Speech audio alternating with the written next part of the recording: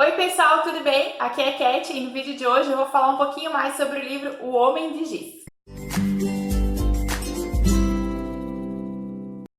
O Homem de Giz é um romance policial publicado aqui no Brasil em 2018 e que fez o maior sucesso.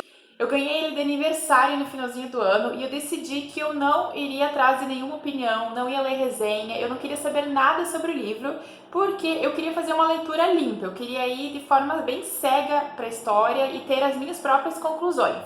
Eu acho que essa foi a decisão muito acertada, porque depois, quando eu terminei o livro e fui ver as outras opiniões, eu vi que elas estão bem divididas. Então foi interessante eu ter feito a leitura sem saber o que os outros estavam achando.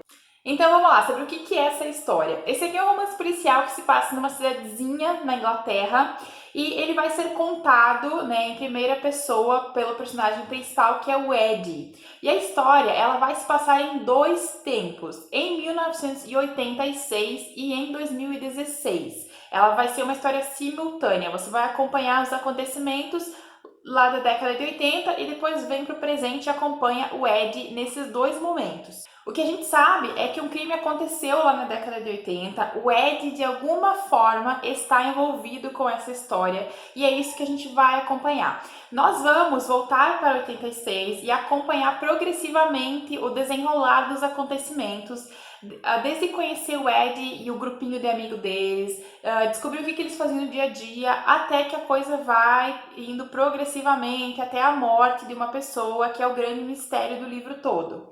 E depois nós voltamos, para o presente, porque o Ed ele recebe uma carta com um pequeno homem de giz que remete aos acontecimentos de 86. Ou seja, no passado a gente vai entendendo o que aconteceu na cidadezinha e no presente a gente descobre que esse passado voltou para atormentar o Ed. E esse recurso de contar um mistério em dois tempos, ele é interessante porque você vai acompanhando esses personagens, você conhece eles criança em 86 e depois você pula para o presente e descobre como estão os relacionamentos deles. É um grupo de pessoas que elas são todas um pouquinho desajustadas, Nenhuma delas tem assim a vida perfeita.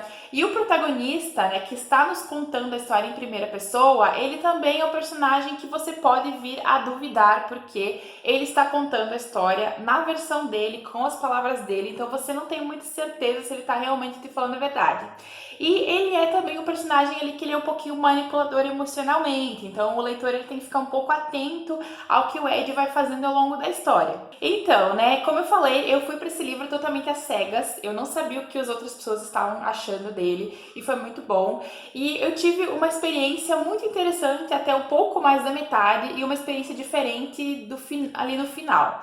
O que eu achei muito, muito bom nesse livro? Em primeiro lugar, o livro é muito ágil, ele é muito rápido de se ler. Sabe aquele livro que você pega e numa sentada você lê 150, 160 páginas de uma vez? O livro é bem assim. Para quem gosta de leitura dinâmica, com capítulos curtos, com bastante diálogos, com uma trama que acontece numa velocidade bem dinâmica, esse livro é para você. É muito rápido de ler e eu acho que isso é sempre um detalhe positivo, porque significa que existe uma fluidez na escrita do escritor, Existe ali um desenvolvimento que ele é bacana e que faz com que o leitor ele fique preso, porque sempre ao final do capítulo você tem ali um ganchinho que te leva para o próximo. O segundo ponto que eu tenho que destacar como positivo é que existe uma criação de mistério que é muito cativante. Existem muitos mistérios ao longo do livro. A autora vai criando várias ali interrogações ao longo da história e elas são cativantes. Você se pega querendo descobrir a resposta para todos aqueles mistérios. O gancho delas vai te levando adiante. Você quer saber, no início do livro a gente sabe que uma menina morreu, a gente sabe que um corpo de uma menina foi encontrado. E a gente quer saber como, onde, por quê, quem era essa menina, por que ela foi morta e qual é a relação dela com esse grupo de crianças, com esse grupo de amigos do Ed. Então, o mistério do livro, ele é fluido, ele te leva até o final. Outra coisa que também é positiva é que para quem é fã desse revival da década de 80, você vai ter aqui o ano de 1986, você vai acompanhar os personagens nessa década. Então, se você gosta, dessa coisa de Stranger Things, de A Coisa, de Goonies, esse ar de década de 80, grupo de amigos e etc e tal, esse livro tem esse mote também. Então ele é interessante para quem gosta desse revival. Eu gosto, eu acho que é uma década muito viva, muito interessante, com muitas coisas acontecendo, e eu acho que é uma década muito interessante em relação a relacionamentos familiares, principalmente, essa questão das amizades, dos grupos de amigos que se formam. Eu gosto muito de ler sobre essa época. Então esse também é um destaque positivo em relação ao Homem de Giz. E aí, quando é que as coisas meio que deram errado pra mim? Eu tava toda empolgada, eu tava adorando o livro, tava tudo indo muito bem, eu estava muito certa de que eu daria um 13,8, talvez um 4 pra história, muito promissor. E aí, de repente, aconteceu um negócio e eu fiquei, bom, não deu certo. E aí a minha nota caiu pra 3, que é a nota que tá lá no Scooby agora, que foi o final do livro. Acontece que assim, na minha leitura e na minha opinião, tá? A autora, ela constrói vários mistérios ao longo da história, mas vários mesmo. Tem muito mistério nesse livro. E ao final, quando ela resolve dar a resposta para algum desses mistérios, as respostas, elas não são tão interessantes quanto o mistério. O mistério era muito mais legal do que o que ela resolve responder no final. Então as respostas dos mistérios, elas são meio que um anticlímax aí a toda a construção deles ao longo da história. Mas o que pra mim assim foi bem decepcionante foi que existem alguns mistérios que são muito importantes dentro da história e que eles vão te levar até o final. E a autora decidiu não dar resposta para alguns.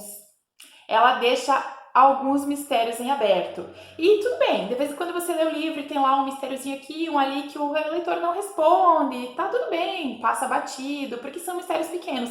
Mas no caso desse livro, os mistérios que ela não responde são grandes. Então eu me senti um pouco traída no final da história, porque eu estava acompanhando, né, essas perguntas aí com muito entusiasmo e ao final ela decidiu não me responder algumas das mais importantes.